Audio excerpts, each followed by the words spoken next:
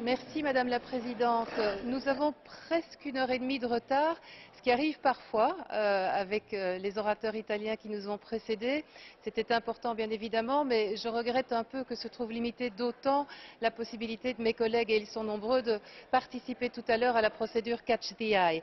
Car nous revenons de loin avec ce dossier sur la culture des OGM, tant il y a quelques mois encore, la situation était complètement bloquée du côté des États membres, pris dans des contentieux juridiques sans fin dans le fond, depuis presque 10 ans, avec, pour prendre seulement les exemples les plus récents, l'Italie et la Pologne, respectivement condamnées en 2013 et en 2014 pour manquement à notre législation européenne.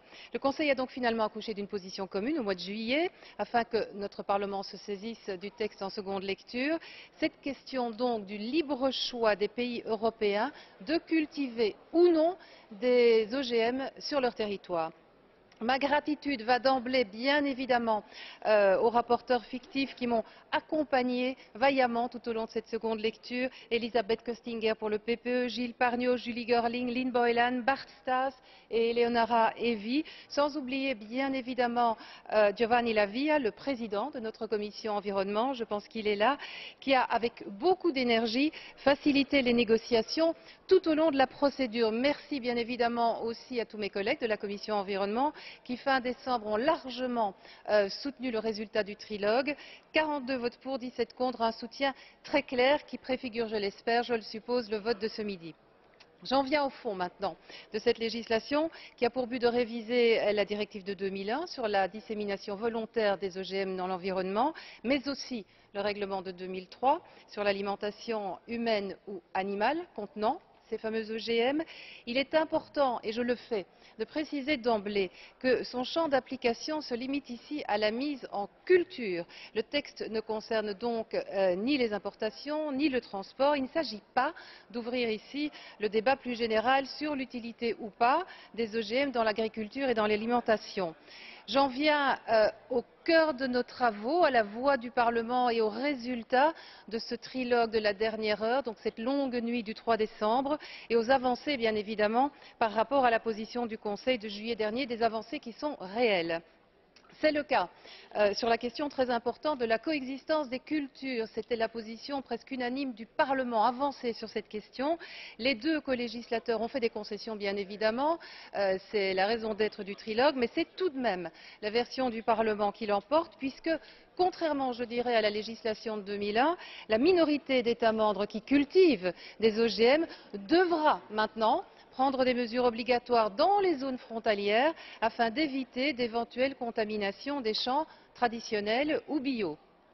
C'est le cas aussi sur ce qui constitue, il y a beaucoup de bruit Madame la Présidente, c'est le cas aussi sur ce qui constitue le cœur de la directive, à savoir les fameuses procédures d'opt-out auxquelles un État membre qui ne souhaite pas cultiver les OGM peut recourir. Sur la phase 1, pendant donc la procédure d'autorisation, avec ce rôle nouveau qui est de facto donné à l'entreprise applicante, c'est vrai que le Parlement européen a grosso modo accepté le texte du Conseil face, et je dois le dire, et tous mes shadow rapporteurs vous le confirmeront, à une absence totale de marge de manœuvre des États membres et donc du Conseil.